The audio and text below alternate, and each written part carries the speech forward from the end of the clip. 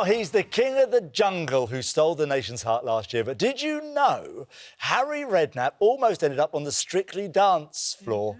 Oh, I'd like to have seen that. And spends his time hanging out with royalty. Well, those stories, plus his tales of his legendary career in football, are told in his brand new book. Here it is, The World According to Harry. And we're delighted to say the man himself joins us now. Morning to you. Thanks so much for coming on. I'm loving this, The World According to Harry. It'd be a better place, wouldn't it? Oh, much better place. Harry for PM, that's what I thought. Right, well, it couldn't be any worse, could it? And we'd have jam roly-polies in abundance. It'd be brilliant. So obviously this book goes, you know, right the way back to your childhood. Yeah. You grew up in the East End. Yeah. And it's kind of been really important to you to stick to your roots, isn't it? Absolutely, yeah. I mean, I come from East London and that was... My best pals still live there. You know, they're all black cab drivers or work in the fish market and, yeah, they're my mates. Your best pal. Lots of pie and mash. Pie and mash shops. Yeah. I don't come back without going to pie and mash and going down Bethnal Green Road. There's a cafe down there where you're going to have the best breakfast in the world. So that's what I look forward to. Amazed you didn't bump into Len Goodman all down there. He's probably down there a bit of There you go. Yeah. So growing up in the East End, what was it like when you sort of made that transition to, I guess, what is seen as the glamorous world of football? Well, it wasn't in them days. It was I joined West Ham. I left school in fact I was 14 when I left school, just before my 15th birthday. Signed as an apprentice for West Ham, and everybody at the club, we all came within probably 6 or 7 miles of the football ground. We were all local kids, really. They didn't have to buy any players in them days, West Ham. It was like a conveyor belt. You know, Bobby Moore, Jeff Hurst, Martin Peters, who played in the World Cup winning team, the World Cup all came through the youth team. And it was just everybody came through the youth team. And it was a fantastic club, you know. It was a great atmosphere. And we all, half of us our dads were dockers, worked in the docks. So we had so much, we were great mates. We had a great time as well. How long did you play for West Ham for? I was there for 9 years.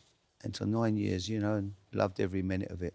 And you went back and you managed them? Yeah, managed there for 7 years as well. Had a great time managing.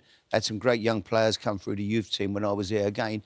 We managed to get that, you know, what I'd grown up with, producing their own players, we managed to get that going again. And we ended up with 6 kids who all became absolutely incredible players. Rio Ferdinand, Frank Lampard, you know, Michael Carrick, Jermaine Defoe, you know. It was Joe Cole, Glenn Johnson, all played for England, all won every Premier League titles, Champions League, great. What's the transition like for you, though, having played football into becoming a manager? I'd imagine it to be quite tough. Yeah, it is very different because I always liked to enjoy myself. One of the boys. I was really one of the boys. If there was anything going on, I was always there, you know. but then suddenly you become a manager and you've got to become this boring, miserable... We have to wear a different hat, don't you? Completely. Suddenly, every day you're going, you've got every 40-odd players at the club, not just the first team, the reserves, the kids, and you've got all their problems to take home every day. It's very, very different, you know. And what was it like? I mean, I can only imagine, because in my household, if Chelsea, thankfully they won the other day, but when Chelsea lose, it's just, I mean, don't come into my house, because it's not a house worth walking into. For managing a club... Yeah. I mean, what was that like for your lovely wife? It was hard. It was hard. I mean, you know, when things are not going... When we got beat on a Saturday, I was so... probably get scared. What was the lady's name there? Deirdre. I'm probably done with ringing Deirdre. I mean, I would go home so... She would always... Hello, Deirdre. It's Harry again, Deirdre. I would go home so low, it was scary, you know, when you got beat, Of course, I mean, I didn't take it out on Sandra or anyone, but I just... That's your whole world. I know. I mean, I used to say... We never made arrangements to go out with anybody on a Saturday night because I didn't know what the result was going to be. If we'd won, not a problem. I'm full of life and good. If we lost, I'm no use to anybody. How dramatically has it changed from the days when you started managing to what it is like now? I mean, people are in a job for 5 minutes now. Completely different, Anton. You know, I went to West Ham. They'd had 4 managers in something like 70-odd years. Yeah. You know, everyone had done 20 years, 18 years, and now you lose a few games and they want you out, don't they? It's just complete change. It's crazy, isn't it? Yeah, you must really, really see the difference there. You've obviously been married to the lovely Sandra for quite a long time. And when you was in the jungle... Isn't it romantic? Honestly, it kind of like, for all of us, brought back that old school romance. Yeah, the old school. What's the secret?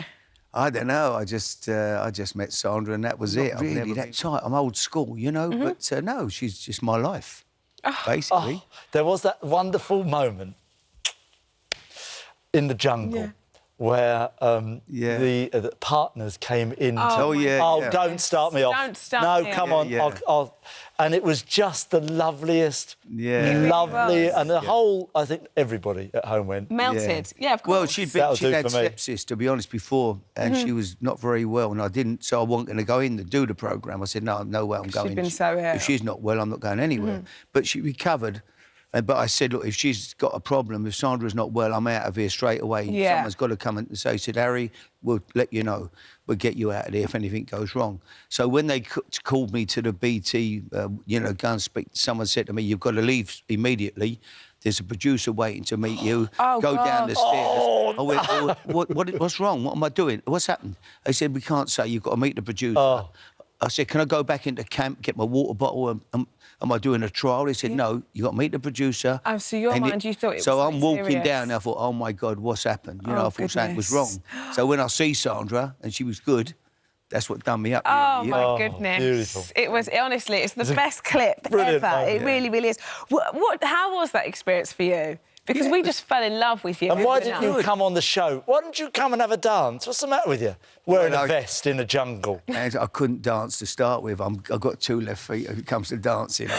But, in fact, they asked me to do it, and Amy came down to my house, who dances. Oh, What they did, they said, look, I said, I can't dance. They said, well, if we bring a dancer down, you can... If you don't feel you can do it, then don't do it. All right, so Amy came down. She was fantastic. So she's got me doing the cha-cha. At first, they said, we're going to the local golf club. We've got a hall there. I said, you can't go there. My mates are all playing golf there. They'll see me dancing around with some young bird, but they'll think, what's going on here?